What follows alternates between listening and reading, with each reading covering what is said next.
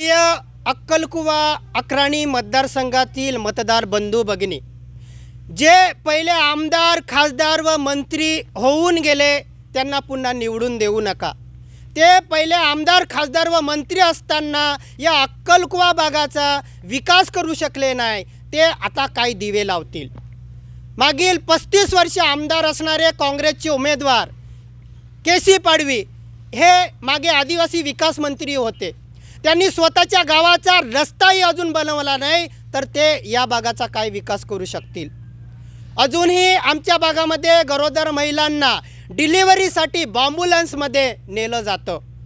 लाखो आदिवासी बांधव मजुरीसाठी गुजरातला पंढरपूरला अजूनही जात आहेत। हे स्थलांतर अजूनही थांबत नाही आहे।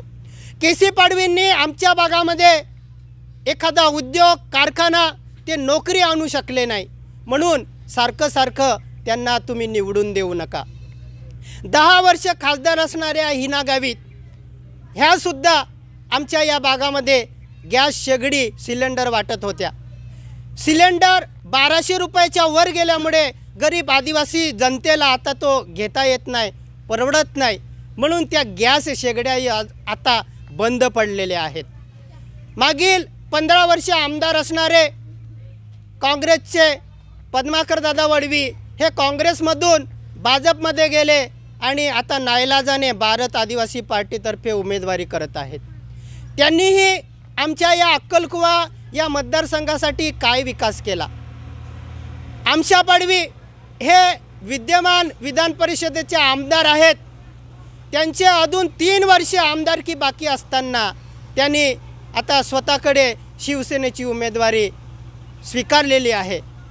अनेक इच्छुक उमेदवारांना त्यांनी डावलून ते स्वतः उमेदवारी करत आहेत, त्यामुळे शिवसेनेचे कार्यकर्तेही त्यांच्यावरती नाराज आहेत।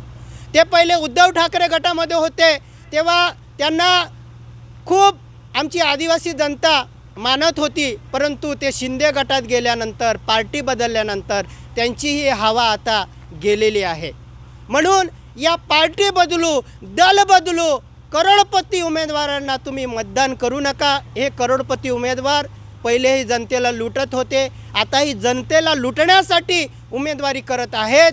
म्हणून जे उमेदवार गरीब आहेत, सर्वसामान्य आहेत, जे जनतेचा प्रश्न उचलतात, अशा आमच्यासारख्या नवीन उमेदवारांना तुम्ही निवडून द्या, अशी मी तुम्हाला विनंती करतो। आम्ही सत्ता नसताना पद नसताना जर काम करू शकतो, तर आम्ही जर पदावर आलो तर या अक्कलकुवा अक्राणी मतदारसंघाचा पूर्णपणे कायापालट करून टाकू।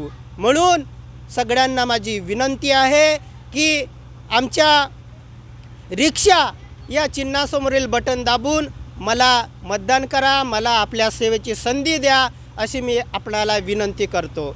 जय बिरसा, जय आदिवासी।